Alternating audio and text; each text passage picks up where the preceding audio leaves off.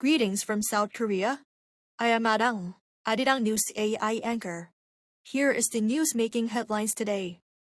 South Korea remains in the grip of an intense heat wave with dangerously high temperatures expected to continue across most of the country on Thursday, just one day before Ipchu, the traditional beginning of autumn. The Korea Meteorological Administration says heatwave alerts remain in effect nationwide, while tropical nights are also expected to persist. The most extreme conditions are forecast for the greater Seoul area and parts of Jeollanam-do province, where the highest level heat emergency remains in place. Daytime highs are expected to reach around 39 degrees Celsius in parts of the Seoul metropolitan area and Gwangyang, with the heat index climbing above 38 degrees. Forecasters warn that these conditions pose a serious risk to health and urge people to avoid prolonged outdoor activity. Korea's current account surplus hit an all-time high in June, continuing its record-breaking momentum from May. According to the Bank of Korea on Thursday, Korea's current account recorded a surplus of $49.73 billion in June. Exports surged nearly 85% year-on-year, pushing goods exports past the $100 billion mark for the first time. Semiconductors and information technology products sustained their high export growth. Imports also rose nearly 39%, though at a slower rate than exports.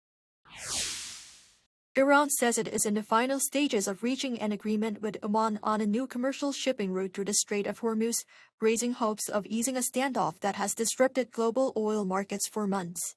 Iranian Foreign Ministry spokesperson Esmail Baghai said Wednesday that the two countries have agreed on the geographic coordinates of the proposed route after 2 months of negotiations.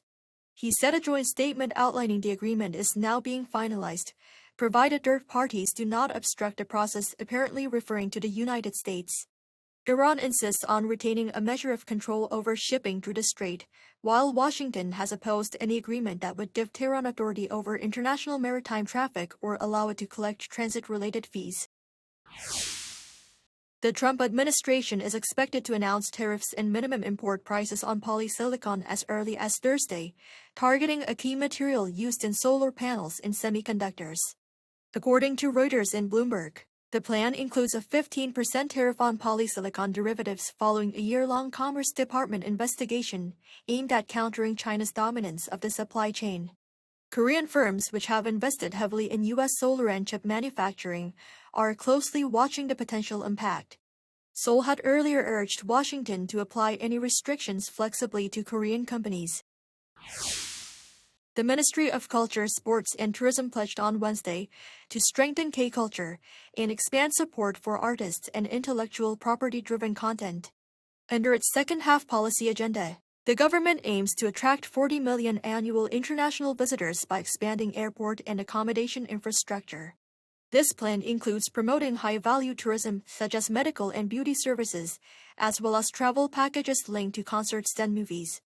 Officials will also enhance Korea's global presence by establishing K-culture hubs in major overseas cities and hosting large-scale events.